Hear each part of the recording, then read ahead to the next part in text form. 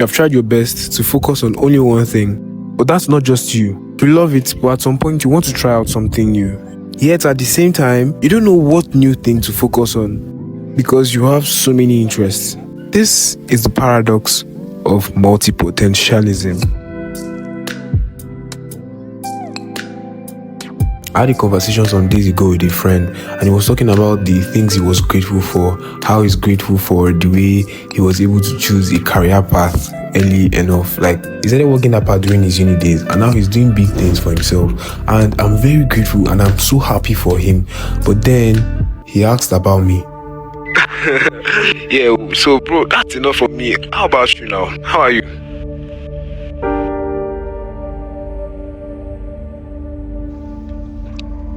I mean, everywhere is cool over here. Thank God that everyone else has been chill. I mean, I'm doing well. And I'm just grateful, sincerely. I'm grateful for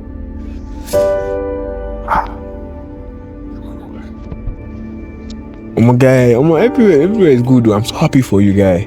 Basically, for me, everything has been okay here. Sincerely, I'm doing well, and I'm very, very grateful. I'm just like, when I look around how it has been from the time I started to now, I'm just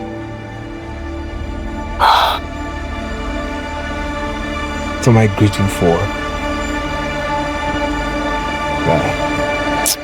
Guy, nature. See what exploring different paths has cost you. I don't have any big achievements, nothing to show for all these years of hard work. I'm just here exploring different paths because I have too many interests. What do I do about this, abeg?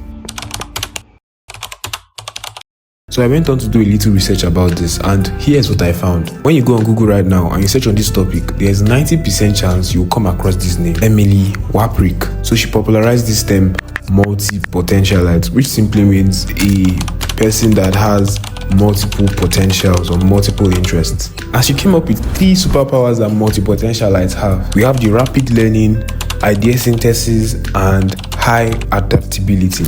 Now, number 1, rapid learning. As a multi-potentialite, one of your superpowers is learning something very quickly because you're already used to learning things afresh.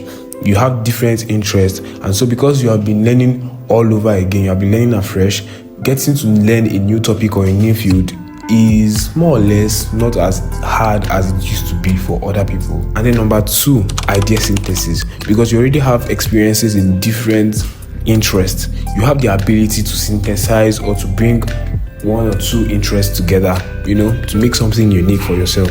Now lastly, number 3, adaptability.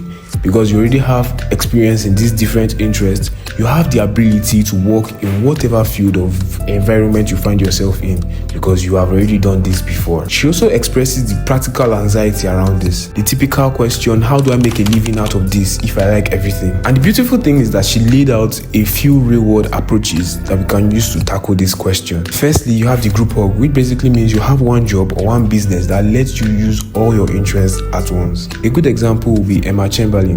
She does videos, but at the same time she draws. She's an artist, and so the one job, which is creating videos, allows her to express herself in different form. The second one is slash approach. You have multiple incomes or multiple part-time roles, so your different interests are your multiple income streams. You get.